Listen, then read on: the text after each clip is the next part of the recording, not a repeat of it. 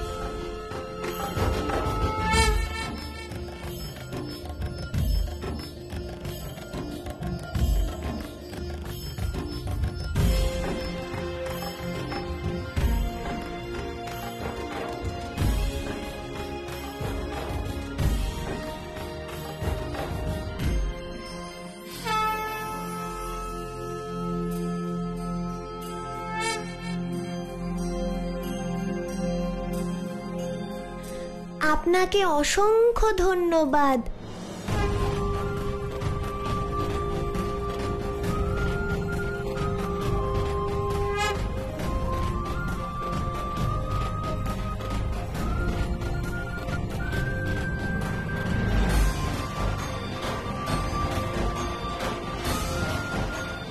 আমার আরাধ্য দেবতা, আমার প্রভু।